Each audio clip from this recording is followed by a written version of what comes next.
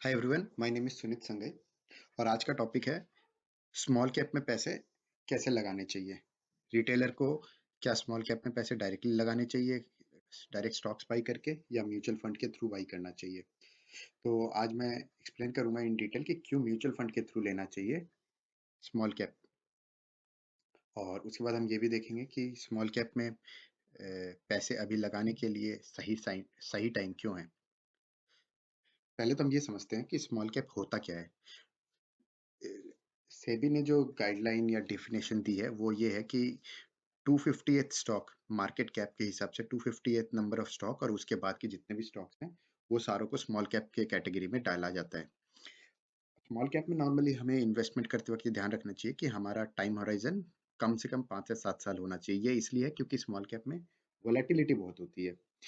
यानी कि आप अगर कभी भी बाई करते हो तो वहां से वो 30-40% तक का करेक्शन भी कई बार होता है, लेकिन वो वापस ऊपर जाता है। ऊपर तो उसको जाना ही है क्योंकि लॉन्ग टर्म में स्टॉक मार्केट ऊपर ही जाता है, लेकिन शॉर्ट टर्म में वोलेटिलिटी रहती है। इस वजह से हमारा टाइम होराइजन 5 to 7 years कम से कम होना चाहिए।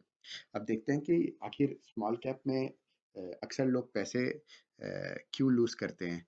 उसका मेजर रीजन ये है कि स्मॉल कैप में अक्सर रिटेलर्स जो है डायरेक्ट स्टॉक्स बाई करने जाते हैं, और अक्सर पेनी स्टॉक्स और मल्टी बैगर के चक्कर में लोग डायरेक्ट स्टॉक्स लेते हैं, जबकि वो फंडामेंटल सही तरीके से फंडामेंटली रिसर्च नहीं करते हैं। अब यहीं पे म्यूचुअल फंड्स के थ्रू बाई करने पे क्या होता है कि म्यूचुअल फंड कंपनी के जो मैनेजर्स होते हैं वो काफ़ी प्रोफेशनल होते हैं, उन्होंने काफ़ी इन डेप्थ रिसर्च की हुई होती है, और वो कंपनीज को स्पेकुलेशन के बेसिस पे बाई नहीं करते, वो फंडामेंटली रिसर्च करके बाई करते हैं। इसलिए स्मॉल कैप में जब भी पैसे लगाओ तो म्यूचुअल फंड्स के थ्रू लगाना बेटर रहता है। मैं नहीं कहता कि लार्ज कैप में पैसे म्यूचुअल फंड्स के थ्रू लगाना चाहिए। लार्ज कैप में अगर एक रिटेलर को अच्छी आइडिया है तो वो डायरेक्ट इक्विटीज भी ले सकता है, क्योंकि नॉर्मली लार्ज कैप की कंपनीज के फंडामेंटल्स 8 साल 10 साल 15 साल तक भी कंसिस्टेंट रहते हैं, जबकि स्मॉल कैप में ऐसा जरूरी नहीं हो। अब डिटेल में कई सारे पॉइंट्स देख लेते हैं क्यों म्यूचुअल फंड्स के थ्रू स्मॉल कैप बाई करना बेटर होता है। एक नंबर तो यूजफुल डेटा और इन्फॉर्मेशन जो रिटेलर लेवल एक रिटेल इन्वेस्टर के पास होती है वो बहुत कम होती है, क्योंकि स्मॉल कैप की ज़्यादातर कंपनीज की इंफॉर्मेशन उनके वेबसाइट या ऑनलाइन ज़्यादा अवेलेबल नहीं होती है। यही म्यूचुअल फंड्स क्या करते हैं, वो एक्चुअली इन इंडिविजुअल कंपनीज के ऑफिसेस में जाते हैं, उनके मैन्युफैक्चरिंग प्लांट्स में जाते हैं और उनकी इन डेप्थ उनसे इंफॉर्मेशन लेते हैं, और उसके बेसिस पे अपनी रिसर्च कंप्लीट करते हैं। जब वो इस इन कंपनी के फाउंडर्स या फिर ओनर के पास जब भी वो इन्फॉर्मेशन के लिए जाते हैं तो वो नॉर्मली इनके साथ इनकरेक्ट डेटा नहीं देता, क्योंकि इनको पता है कि कल को अगर म्यूचुअल फंड कंपनी जिसके पास उसके स्टॉक्स हैं, अगर वो फर्दर रिसर्च के लिए वो आते हैं और कहीं वो इनकरेक्ट इन्फॉर्मेशन देते हैं तो वो अपने एग्जिस्टिंग होल्डिंग उस कंपनी की भी मार्केट पे डंप कर सकते हैं, जिससे कि स्टॉक जो है काफ़ी नीचे जा सकता है। तो ये बहुत सारी चीज़ें होती हैं जिसकी वजह से स्मॉल कैप के ओनर्स जो होते हैं वो नॉर्मली म्यूचुअल फंड के फंड मैनेजर से कभी इनकरेक्ट इन्फॉर्मेशन नहीं देते, जो एक रिटेलर के पास ये एडवांटेज नहीं होता है। अक्सर देखा जाता है कि स्मॉल कैप में कॉर्पोरेट गवर्नेंस का बहुत इशू होता है, और एफआईआई और डीआईआई की होल्डिंग बहुत इंपॉर्टेंट होती है, क्योंकि अल्टीमेटली यही दो मेजर प्लेयर हैं जिनके वजह से एक स्टॉक ऊपर जाता है, स्पेशली स्मॉल कैप के केस में। अगली रीजन ये भी होती है कि इमर्जिंग थीम जो होती है, अक्सर हम देखते हैं कि एक थीम होती है जिसके बेसिस पे मार्केट में कोई एक पर्टिकुलर सेक्टर बहुत अच्छा कर रहा होता है, और एक रिटेल इन्वेस्टर उस थीम में या उस सेक्टर में उस टाइम पे एंट्री करता है जब वो अपने सबसे पीक टाइम पे होती है और सबसे महंगे दामों में लेता है। और अक्सर देखा जाता है कि वो थीम जो है उसके बाद जो है वो सेक्टर जो है उसका एक साइक्लिकल डाउनटर्न आता है, और फिर वो कई बार ऐसा भी होता है कि वो कभी वापस नहीं उठता है, एटलीस्ट 8-10 ईयर्स के लिए। तो ऐसे केस में अक्सर एक रिटेलर जो है वहाँ फंस जाता है। ये एक मेजर डिफरेंस होता है जब हम म्यूचुअल फंड के थ्रू स्मॉल कैप बाई करते हैं। तो एक फंड मैनेजर प्रोफेशनली उसको पता है कि अगर कोई थीम या कोई सेक्टर जो है अच्छा कर रहा है तो क्यों कर रहा है, और क्या हाई चांसेस है उस सेक्टर के अगले 3 to 5 years उसका आगे का ग्रोथ के लिए। अगर उनको लगता है कि आगे फ्यूचर में नेक्स्ट 3 to 5 years जो है उस पर्टिकुलर सेक्टर का स्कोप नहीं है, तो वो उस टाइम पे, करंट टाइम पे उस पर्टिकुलर सेक्टर से एग्जिट ले रहे होते हैं, जबकि एक रिटेलर जो है उसमें उस टाइम पे एंट्री ले रहा होता है। तो ये कुछ डिफरेंसेस हैं जो एक स्मॉल कैप के फंड मैनेजर के पास एडवांटेजेस होते हैं। उसके बाद है कि वेल डाइवर्सिफाइड पोर्टफोलियो। ये ये एक और रीजन है कि अक्सर स्मॉल कैप में जो है एक अच्छा डाइवर्सिफाइड पोर्टफोलियो बनाते हैं म्यूचुअल फंड हाउसेस। जैसे कि मैं कुछ एग्जांपल से लेके दिखाऊं, तो एसबीआई स्मॉल कैप है, इसमें 49 कंपनीज में इन लोगों ने इन्वेस्टमेंट करी है, और टॉप 5 कंपनीज में अगर हम देखें तो सिर्फ 22% ऑफ द पोर्टफोलियो है, जबकि टॉप 20 स्टॉक्स में 63। तो मोटे मोटे तौर पे हम बोल सकते हैं कि काफी अच्छा डाइवर्सिफिकेशन करता है म्यूचुअल फंड हाउस। अगला देख लेते हैं कोटक स्मॉल कैप। ये एक और अच्छा स्मॉल कैप म्यूचुअल फंड है। इसमें 60 कंपनीज में इन लोगों ने अपनी होल्डिंग बना रखी है, और जिसमें से टॉप 5 में 18% और टॉप 20 में 57% की होल्डिंग है। अगर आप सेक्टर्स भी देखें तो काफ़ी वेल डाइवर्सिफाइड है। Consumer durable, engineering services, construction technology, इसी में भी बहुत ज़्यादा एक्सपोजर नहीं है। लगभग लगभग हाईएस्ट जो है 15% का इनका एक्सपोजर है। एक्सिस स्मॉल कैप, ये एक और अच्छा स्मॉल कैप म्यूचुअल फंड है। इसमें भी अगर हम देखें तो टोटल 51 कंपनीज में इन लोगों ने इन्वेस्टमेंट करी है, जबकि टॉप 5 में 21% और टॉप 20 में 63% का इनका एलोकेशन है। और अगर हम सारे सेक्टर्स में भी देखें तो अच्छा खासा बैलेंस्ड है। थोड़ा सा कंस्ट्रक्शन में इन लोगों ने थोड़ा हाई वेटेज दिया है, वो ये भी हो सकता है कि they are expecting construction to bounce back. तो अगेन जो थीमेटिक कंसेप्ट होता है कि अक्सर फंड मैनेजर्स को अगर लगता है कि कोई पर्टिकुलर सेक्टर आने वाले टाइम में काफी अच्छा कर सकता है, जो कि एक्सिस स्मॉल कैप के फंड मैनेजर को लग रहा है, तो इस तरीके की सेक्टर के एलोकेशन भी थोड़ा बहुत ऊपर नीचे वो करते हैं based on their expectation from different different sectors. ये एक खास तौर पे एडवांटेज रहता है फंड मैनेजर्स को, क्योंकि वो काफी अपना रिसर्च करके ये एलोकेशंस लेते हैं। टैक्स एडवांटेज, ये एक और एडवांटेज है जो फंड मैनेजर्स के पास होता है, जो रिटेलर्स के पास नहीं होता है। अक्सर हम अगर कोई कंपनी में स्टॉक बाई करते हैं, तो जब भी हम उसको सेल करते हैं, तो अगर हमें लगता है कि ये स्टॉक जो है अब इसमें कुछ बहुत हाई वैल्यूएशन हो गई है, या सेक्टर का फ्यूचर में स्कोप नहीं है, और हम अगर उससे एग्जिट लेते हैं, तो हमें प्रॉफिट बुकिंग पे लॉन्ग टर्म कैपिटल गेन देना होता है, अगर हमने 1 साल से ज़्यादा रखा है तो। यहाँ पे म्यूचुअल फंड हाउसेस को एक टैक्स बेनिफिट है कि they are not liable capital tax, capital gain पे टैक्स देने का।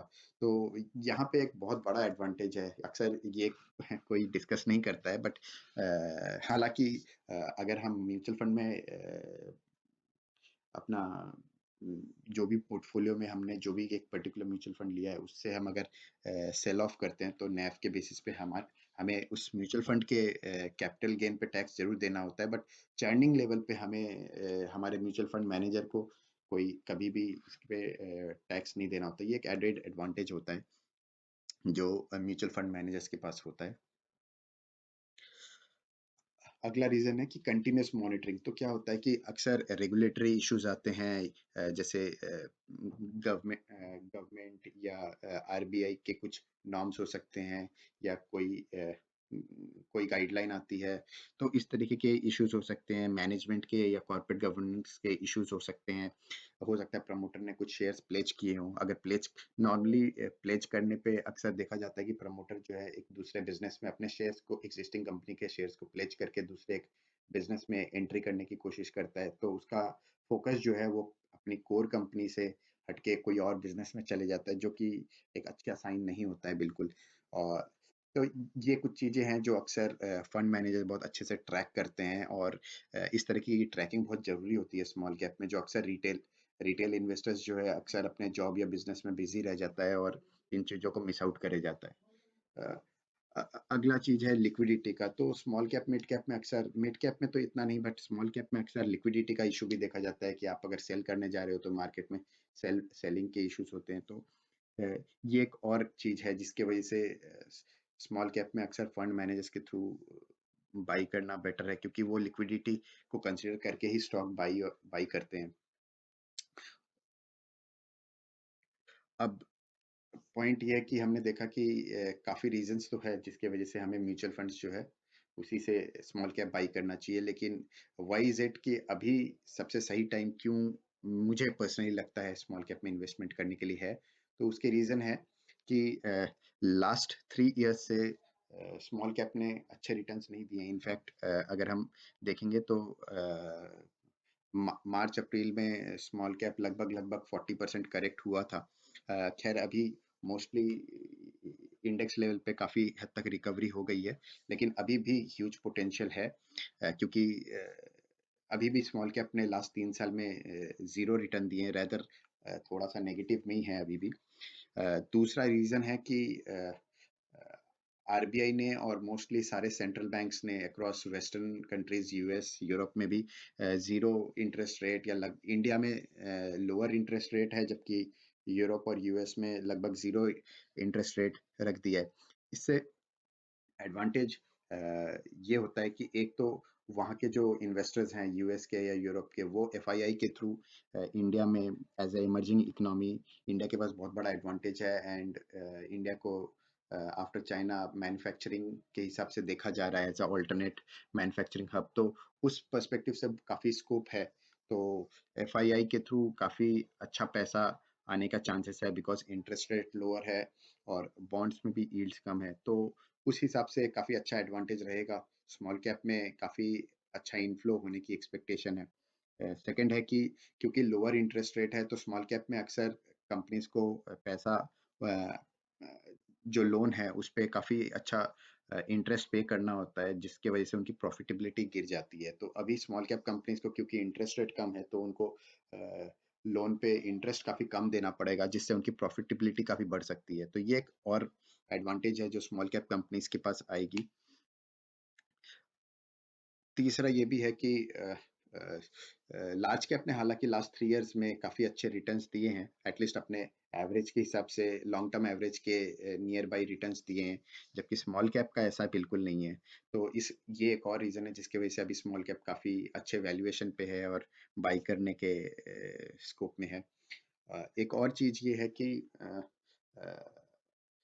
ऐसा नहीं है कि सारे कैटेगरी लीडर सारे लार्ज कैप में ही हैं। अक्सर हम देखते हैं कि मार्केट में वो कंपनीज जो अपने सेगमेंट या अपने सेक्टर की जो लीडर्स होती है उनको काफ़ी अच्छा वैल्यूएशन मिलता है। तो ऐसे बहुत सारे सेक्टर्स हैं जिनके लीडर्स भी स्मॉल कैप में ही हैं, क्योंकि वो सेक्टर अभी भी इतना मैच्योर या इतना बड़ा हुआ नहीं है। जैसे कि आप स्मॉल फाइनेंस बैंक बोल लो, या जैसे एग्जांपल मैं आपको दूँ तो सिम्फनी कूलर कूलर के मामले में अपना लीडर है, लेकिन फिर भी स्मॉल कैप कंपनी है।